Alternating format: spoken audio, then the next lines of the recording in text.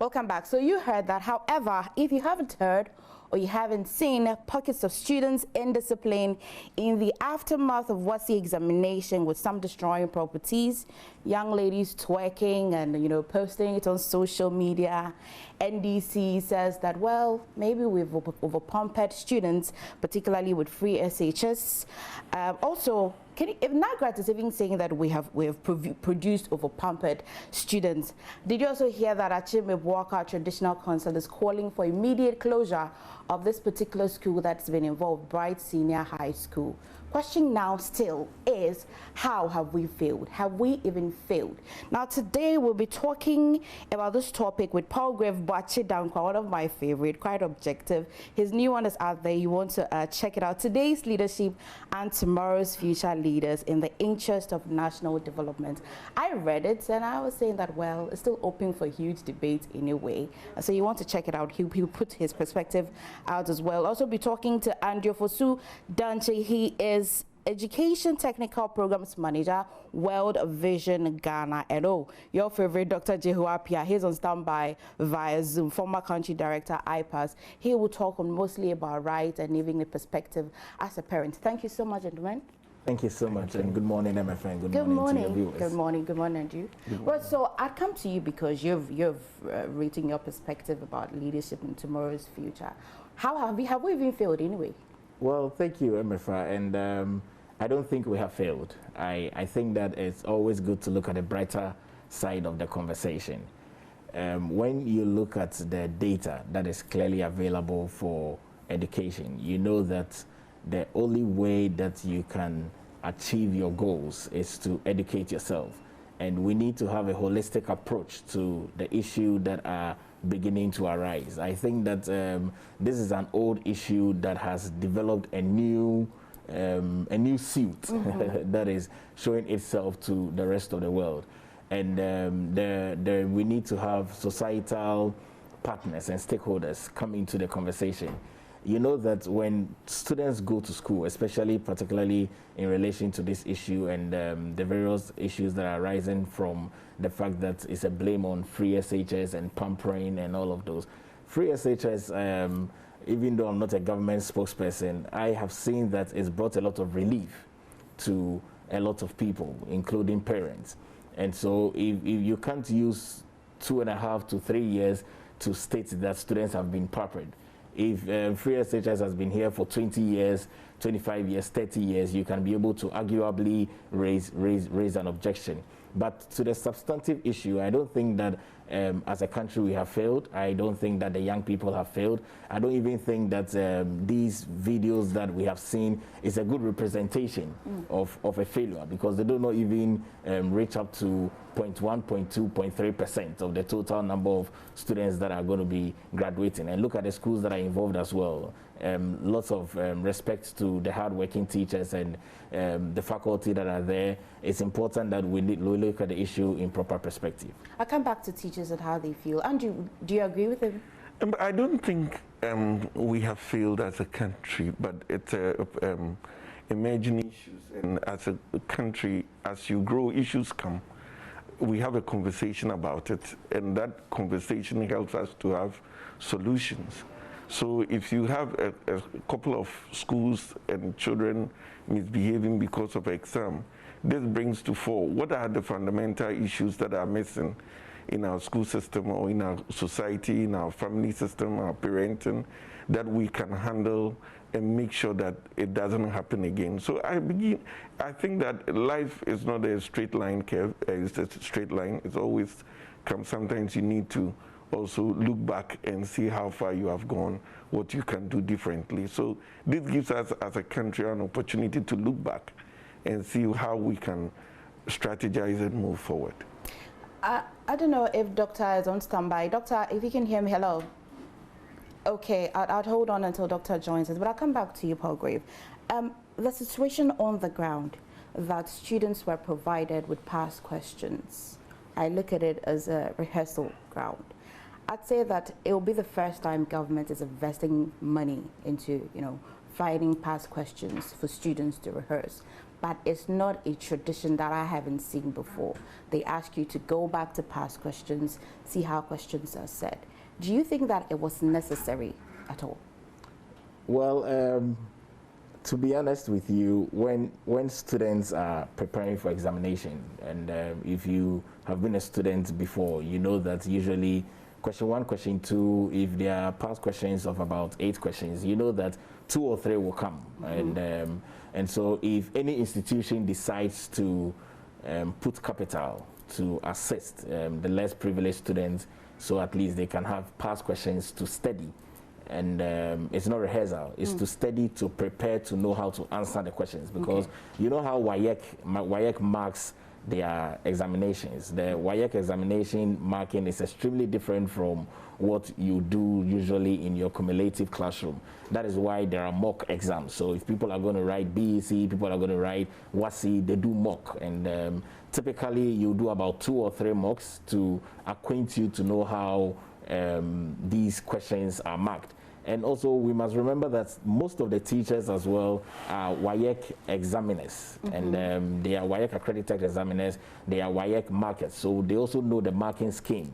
And so if an institution decides to give students and make it available for students to get past questions, I mean, it can be past questions for the past 6 years, so that people see the trend of the questions that are being asked. Sometimes there are questions that are repeated, but they are tweaked and changed. And if you don't understand it very well, you can deviate from the question. You know how it is when you go to a classroom in an examination center, you just have 2 hours or 2.5 hours to pour out everything that you have studied. And I think that this brings up to a conversation where we need to look at our grading system. I mean, elsewhere around the world, you don't necessarily need to sit in an exam. I mean, you are graded as you go along, because they look at the individual and prepare you towards your own future. But I mean, in some parts of this continent, and maybe particularly some parts of this country, the larger part of it, after students have gone through 16 weeks of academic study, you are just put in a classroom for 3.5 hours to answer questions, and you are judged based on how much you're able to retain in your memory. And all of that needs to be looked at. Look, I'll stay with you. I'll come to you, Andrew, but I'll stay with you. Let me be on the other side of the coin. This is not new. It's been a practice where you learn for so many years and you have only 3 or 2 hours to pour it out. You have done it. I've done it. I'm sure the student president has also done it. And I also like to think that stakeholders who take this decision are wise enough to know that it's a practice that we've done and it's possible. Is it wrong? There is nothing wrong with keeping at it and doing it, but we can always have a model, okay? And I believe that, I mean, the free SHS is a good model, and so we can decide to have a model of a few piloted schools where we'll decide that this time these schools are not going to write exams, that we would decide that we grade these students based on what they are doing in their various classrooms, and we'll give them term exams that they have to go and do research. Young people must start learning how to go against plagiarism. I'm not sure even junior high school students, SHS students know what plagiarism is. And if you give 10 papers to these people, you prepare them adequately for the university. And so it's not an issue that they are wrong. It's an issue about the fact that in this new dispensation of 2020 to 2030, in this new decade, we must start having a paradigm shift. You know, because of COVID, a number of schools have been closed down, and everybody's been beginning to go virtual. It didn't used to be like that. That's true. Exactly. And so we can take advantage of this and decide that, yes, I mean, we can always take them home papers and grade students from there. Okay, Andrew, I'll shift away from the current issue and go straight to indiscipline. I think that indiscipline is not a canker that's eaten into the fabric today. Existed. Maybe because we have access to social media, so we're seeing it. Months ago, it started KNUST, we've heard UCC Hall Weeks, and now it's trickling down to the second cycle. We fear that it will go to the JHS and even go down to primary. And so, how did indiscipline creep into mostly our second cycle and our tertiary? How do you think it crept in there? Indiscipline has been with us since when I was in school in Cape Coast. It does happen, but the proportions with which it goes. I don't think it's a new trend that we need to worry about. What it means for us as a country is to begin to look at the fundamentals what can we do so that it doesn't happen? We possibly have to begin looking at our parenting. How has our parenting been? It has been an art, but now it's becoming more of a science, because more parents are taking on roles that they are virtually not at home, and they have to handle their children in a certain way. So you need a new set of knowledge to understand your children and manage them. We also have to look at the education system itself. How are school managers trained? Are there teacher father figures in schools? In the 90s, you have teachers who take interest in you. Sometimes you wonder, had my parents spoken to this teacher? And at the end of the day, looking back today, as you sit here, you might look at this mistress or this master. There was something strange about him and the way he looked at me and the way he managed me in school. But because of modernity and the desire to do a lot of things, the teacher father figures are missing in schools. School management is also a suspect. I mean, once you get to assistant director 2 or 3, you know that soon you become a headmaster or assistant headmaster. As the GS have courses that head teachers can take, for example, on people management, HR or communication, so that they can be effective on their job. There isn't. I mean, for example, if you listen to the issues that came up, it's more of communication gaps. Has the head teacher been training such that they can manage? Because they are managing, in addition to teachers, they have about 1,500 children at their disposal.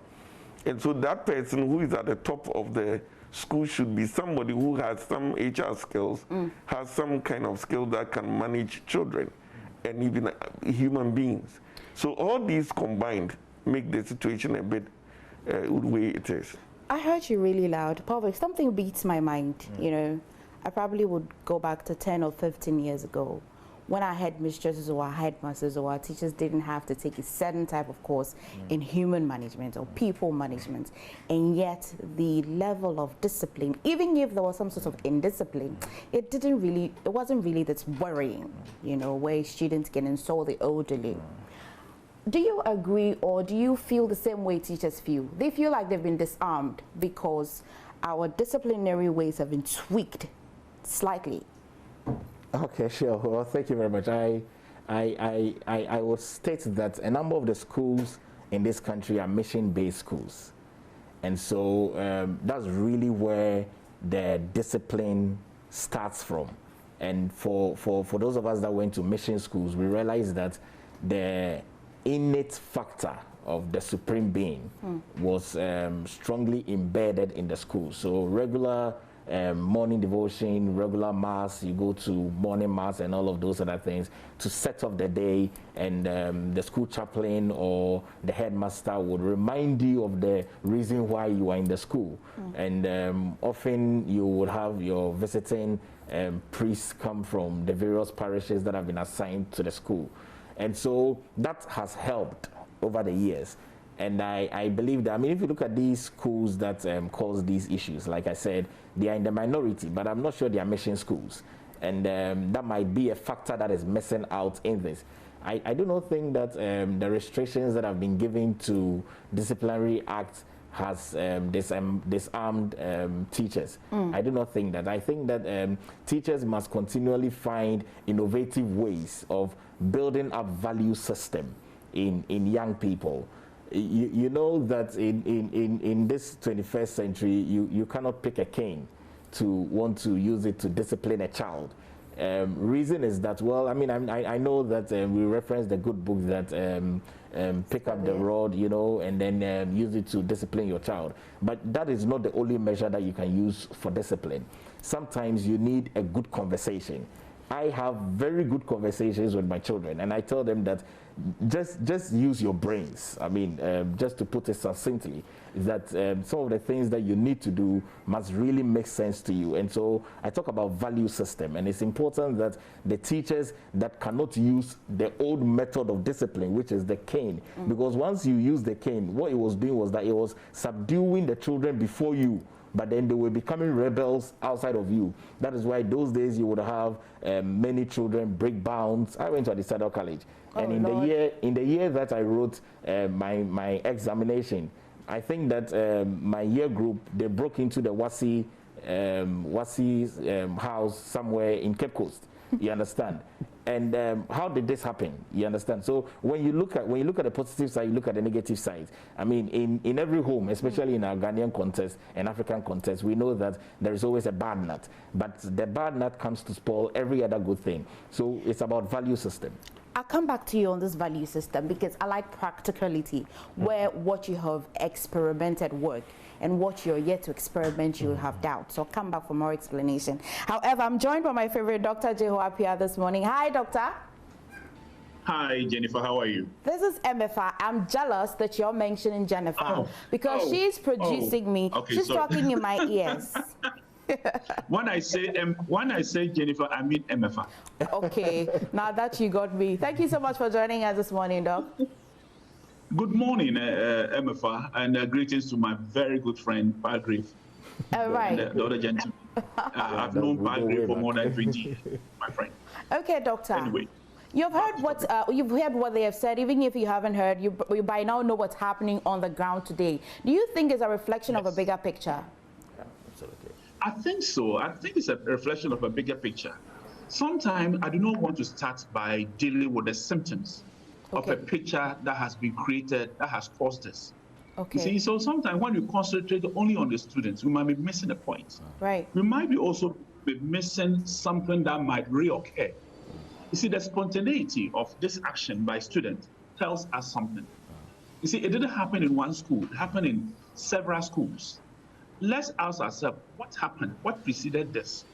Are the children going through some emotional trauma? Are the children going through something that they need proper counseling? I heard Palgrave talking about that, so that we will deal with that and also we condemn, of course, the actions of the students, some of the words that they use on adults. It's not right.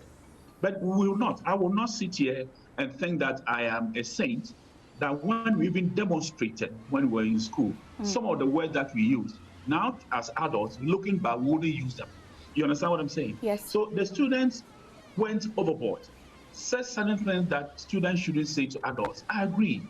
I agree also that, what the president came in and said that, girls given an opportunity to write the exams. Let them pay. I mean, the Ghana Education Service now says that let them pay for damages caused. That is right. But you see, the first action was a knee-jerk reaction saying that let's dismiss them. And that was a terrible thing to do. Because if any child goes wayward, the first thing you do is not a punishment. The first thing you do is understand why the person did what he did. Try to counsel the person, put in punitive measures so that they wouldn't do that again. You understand? So I think we should look at it rather than, zoning in on students. I saw one student from secondary high school, as they used to call Seku, kneeling down and apologizing. Upon reflection, he has regretted. We also regretted some of the things that we did when we were in school and we demonstrated. You understand? So I think that let's look at the picture, bigger than that. These are students who are going through 2.5 years or 3 years of SHS or free SHS that people went on shift system. Okay. How prepared are these students when you have to stay at home for 3 months, go back to school for 2 months, come back home at 3 months? How prepared would that be without a classroom environment? COVID even made it worse for such students. I feel sorry for them. And with COVID, it only takes the disciplined person to sit down to know that there's an examination ahead. Believe me, when you don't have a teacher supervising your work, it's different. When you are left on your own to learn, it's also different. That's true. So all this is culminated in the frustration I can see from these students, and frustration from his supervisors, frustration from invigilators, frustration from government. So I would want us to posit this one in a broader context. Okay. What are some of the factors that necessitate this? Okay. Once I've said one engineer, it has. Oh no, am I losing doctor? Okay. Hopefully they're able to rectify the network for me. But Doctor says something on my attention. I like to pick up on things. Yes. Absolutely. Do you think he's worried about the type of punishment, or he's actually worried that punishment was the first thing that they talked about? Because he's saying that, well, the fact that they're asking them they should expel them and all of that, it wasn't the right thing to do, but rather talk to them, right? Is he worried about the type of punishment or the fact that punishment was even conceived? Well, you know, Dr. Boakye-Danquah is a clinical psychologist, yes. And so he's speaking from a very professional side. Right. And rightly so, when people cause mayhem, you don't need to immediately react. And so that's his concern, that the reaction immediately was not the best. You needed to call the students and then raise up the concerns. I mean, what triggered this? And he does obviously state that the punitive measures that have been put in place in terms of them repairing infrastructures that they destroyed is in the right direction. And I'm sure that we've seen that the president has clearly shown leadership above all of these, that the students should be allowed to write the exam, because he's also looking at the bigger picture and considering that, yes, these are his children, okay, that he wants to give them an opportunity for them to finish the studies. And rightly so, some of the points that are being raised are extremely important for us to look at, because it gives us a holistic approach. It gives us something that think tanks, policy workers, researchers, institutions like World Vision should come together and then hold a consultative dialogue and a conversation that what do we do out of this, because it's a bigger societal issue. You know, realize that one of the young men in your podcast did mention that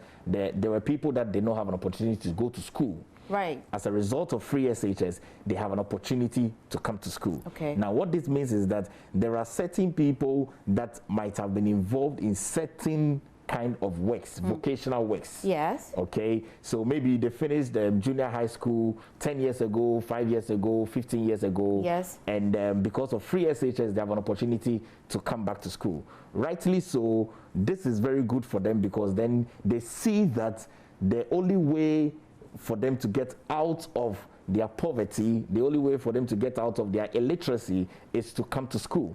But because they've not studied for a very long time, I mean, if you've been out of JHS for 5 years, 15 years, and you have an opportunity to come to free SHS, instead of maybe sitting down and joining yourself to a study group, you still go back to your old ways. So the teachers should have done a bit of a data to assess the students that are coming to the school. How many of them are coming directly from JHS into SHS? How many of them have stayed home for a year or 2 or 3? That's a great submission. I have a question for both of you, which is the role of parents and whether PT has even rendered, you know, PT, Parent Teacher Association, is it still playing the role that we used to know, right? But before I move to that question, he mentioned that, or you also mentioned that properties that have been destroyed in the schools, students should pay for it.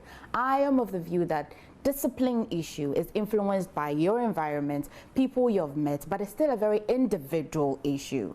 So if a person of 15, 16, 18 does something and should be corrected, and the correction means that they pay for the property, it goes back to the parents. How is the child, how are you able to measure that this child really feel the punishment that has been given? Let me take it from the earlier question you asked, whether teachers are losing it. Okay. My 10-year-old son asked me if I was keen, the caning or flogging is why I'm where I am today, and if the president was also caned. Wow. I couldn't answer, because I think he was driving at the point that discipline with caning, if you cane a child, doesn't make the child brilliant. So the point is that teachers are not losing it, but with time we have realized that punishment in that kind of form is dehumanizing, and that there are positive ways that we can discipline children. And so teachers are not losing it, but they need to understand how to discipline children in another way other than meting out physical punishment or physical trauma to the children. But that to say that, and I really don't agree with Doctor when he said that then it was a knee-jerk reaction to ask the children to leave the schools. No school would do that. They might have sat the children down and spoken to them, and the school rules are there, and so they will refer to the rule book, and the rule book says they should go. Right. And so, but as they go, the school counselor would have spoken to them. But then comes the question of the parents. The parents have a bigger role to play in the child, but the point is that we mirror, the children mirror what happens in the society. Okay. So if there's huge intolerance, hate speech, and a kind of language, intolerable language used in the society, they will eventually mirror it. So when you punish the children, that they will pay for the things they have destroyed, it goes back to the parent, and I'm sure every parent will be worried, because if your registration fee had been taken away from you, and past questions have been provided for your children to help them learn and pass, so that they can support you ultimately. Yeah. And then you have to bear the brunt. No parent will be happy. And that is where parents will begin to sit down and have a chat with their children. That, look, your action also have a reaction, and the point is that I'm going to pay for this. This money could have been X to support you in another way, or your other siblings in the house. So I think that the parent would definitely have a kind of talk with the children. But we are coming at a point where 30% of the children in schools are coming from single parents. And these parents are always on their way to the market or to fend for a living. So it makes it a mixed bag of many things that the society has to begin to have a conversation about. Okay, all right. Doc, you've joined me. Hello, Doc. Hi, yes, Doc. I can hear you very well. Okay. Yes, I can hear you. Okay, thank you so much. And so years ago, it would take a village to raise a child, right? And so it meant that even if you're coming from school and you're in your uniform and you did something before you got home, somebody in the, or somebody in that community can correct you. Now, we cannot have that. How are we going to separate teachers, you know, giving teachers full power? I hope that I asked this question very well, so that parents can trust that when my child is in school, it is the sole responsibility of the school to raise them properly. And so that we do not have the issue of, if you touch my child, I'll sue you. I still feel there's a missing link over there. What can we do? Thank you very, very much. And, you know, I still stand by my first point that I made. You see, of course, we have moved on. Society is not like when society had to take care of somebody's child. No, it cannot happen again. We have moved on. Okay. Teachers are also taught pedagogy. Pedagogy involves a lot. So you see, the concentration on only the students. Help me with the meaning of that word. You Google it. It's a way of caring for the child, you know, in everything that the child does. Okay. Including studying, including character molding. I believe that parents also play essential role. I will not buy any statistics that will say that people are coming from single homes, so maybe they can be, you know, they can behave somewhere. No, I don't think that is wrong. That's right, because you cannot make that judgment. I will only say that, you see, if we hone in all our discussion on the students, we might be missing a missing point. We might be missing an important point. The whole society, the whole, you know, up of these children in the school, and for the past 2.5 years, how have they felt? And I'm also saying that this didn't happen in one school and in one region. Yes, I would have said somebody influenced it. The spontaneity of it means that there's something really that has to be dealt with, all of us, including parents, teachers, students themselves, knowing where they are ahead of them. You understand? So I like the way that the president came in that, hey, let the children write the exam, their future should not be truncated. Beautiful, brilliant. But somebody asked a good question. If I didn't have money to send my child to school initially, so I had a free ride, free SHS, we call it now, how am I going to get money to pay for broken down furniture? I think that question can be answered later. But I think it's also serves as a deterrent to other students, so that should you have anything negative, there are repercussions for every action. I agree entirely. But I want us to step back and look at a general, a bigger picture that also involves the students, involves, ourselves, parents, involves the, what do you call it, the community, and the whole educational system. If we did that, we'll find a solution. I do not want to sit on TV next year at the same time discussing the same problem. Because if we find one common solution, it will help others to learn from that. And I think that, some of the discussion I heard on radio and television, not today, but others, that the students are bad ones, they came from broken home. No. This is not the discussion. A teacher is a teacher because it has a specialized training.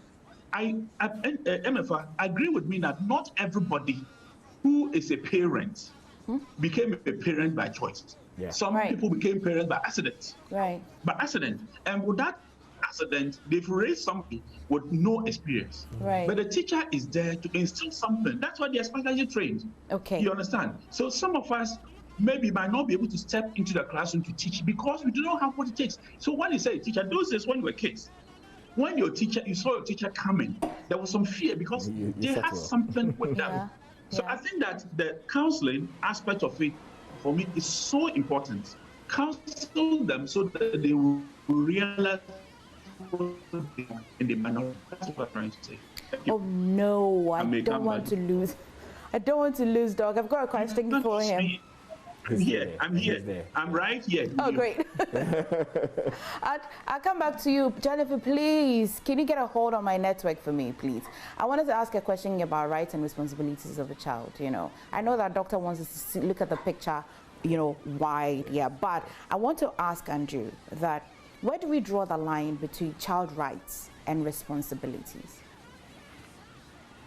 There actually isn't a line because every right comes with a responsibility. That's a good one. Yeah, you can eat your cake and still have it. So if a child has the right to go to school, but then he also has the responsibility of learning. So I would send you to school. It's your responsibility to learn. So there's actually no line. But the point is, how are children orientated to understand that this right you have, this is your responsibility that goes with it. It starts from the home. How are they prepared at home? How are they prepared by their parents that I'm sending you to school?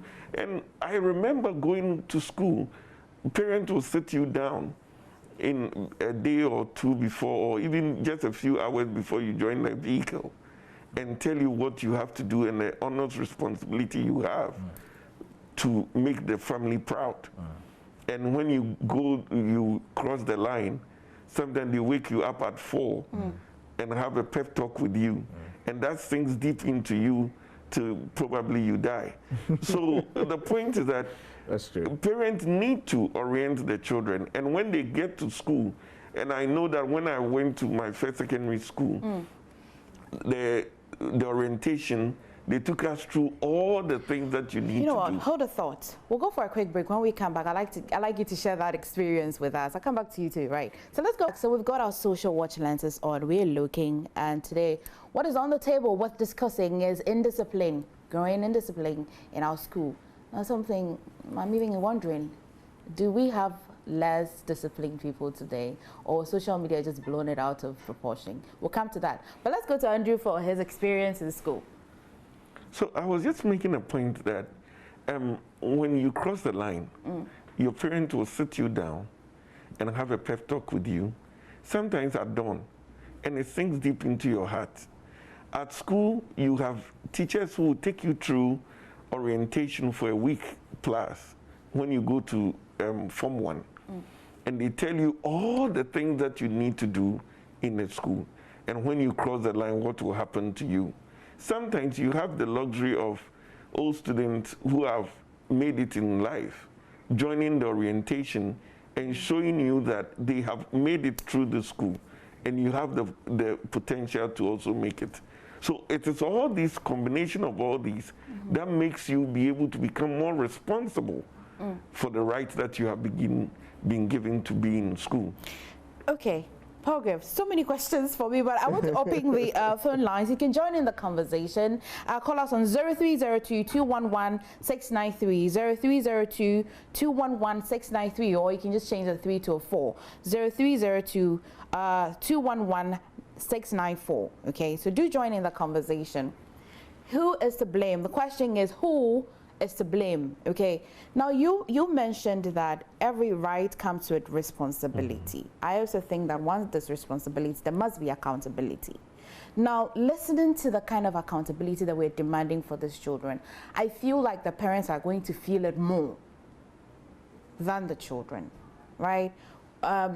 When a child does something when a child who's below 18 does something very bad, they end up probably in foster home, corrective institutes, and so this child feels it, they know it themselves. Do you think that when parents pay for these properties, when a mother weeps and all of that, I've seen mothers who weep, but the teenage girls still get pregnant, don't they? Well, so basically, I think that my question is simple, is how can children be held accountable? I think that accountability starts with the individual person, and we can't rule out the essence of home training. And so home training where children, you know, some children lie.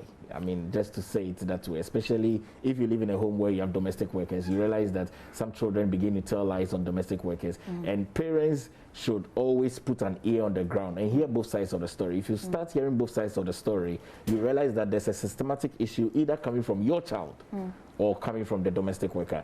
If you miss out on those conversations, then your child begins to grow with that trust in you that, oh, I can keep going at this because mommy trusts me or daddy trusts me. So accountability is really keeping account of things that you do. That's really what it is. And when we were growing up, we were taught that when you get to school, you must report back to your parents that you're at school. When I was in school, I never took ESIAT. I never went out. So my ESIAT book was always empty. The kind of conversations your parents would have with you, like my colleague said, is that you're coming from a different kind of home. You went to school alone, you meet different people. When the school vacates, you come back alone as well. Always remember that. And so these conversations are extremely important. When we spoke about rights and responsibilities, children obviously, and I like the way he puts it very clearly, that once you have a right, you have a responsibility. Responsibility is an ability to respond to something. Okay, that's you really need to have the ability. Yes, you need to be able to have the ability. It's not forced on you. No, I mean, so you have the right, and then your responsibility is an ability to respond. Okay. So we've taken you to school. Parents have paid school fees, taking you to school, or government has paid free SHS, taking you to school. Your parents might have transported you there. That's your right, ability to study, free education. That bridging the gap of Hold on to illiteracy. the bridge. I've got a caller. Hello. Yeah. Hello. Jebu, do you hear me? Hello? Hi, Jebu. So you might want to listen to me on your phone. Yeah, the line is very faint, yes, but I think I can hear you. Great. You might want to listen to me on your phone, not on the television. Sorry? Okay, I'm sure you can hear me. Kindly go on. Can I go on with my comment? Please do. Yes, fine. My major problem is the very topic that you discussed. Yeah, I can hear you now. Okay, Jebu, so if you can hear me, do well to listen via your phone, okay not now? your television. Yes, fine. Now, what I'm saying is my major problem is the topic that was put on board, that this, what have you, who is to blame, who is to be blamed. I thought it would be changed. What's the way forward? What can we do? Now, in Ghana, in general, normally when something happens, we look out for somebody to be blamed. Are you with me? I'm with you. You might want to come a little clearer. Hello?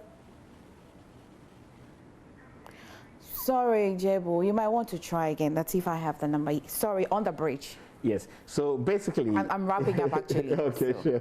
So basically, those conversations are important, and we need a holistic approach. I mean, I think that's what I've been saying from the very beginning. Is that when you spoke about accountability, and you spoke about the fact that you feel that the children must have a sense of the pain and what they've done. you know. But I think that, like rightly he said, if children are migrating from senior high school, they're going to the university, and their results are withheld, then they will know the repercussions of that. They'll feel it. You know that when you are going to get work to do, you look for attestation. Sadly, And so oh no, that is Palgrave. also very important. I have to go to Andrew quickly, just seconds. What the final submission? Accountability means we need to look again at our school system, the children. Where did they go wrong? The school administration, where have they gone wrong? And then the parents, so that we can marry all these. Yeah. Thank you so much, Doctor. I know you're still on there, but thank you so much. This is a big concern, and I'm sure we'd have to continue the conversation. Thank you for joining us today on Social Watch.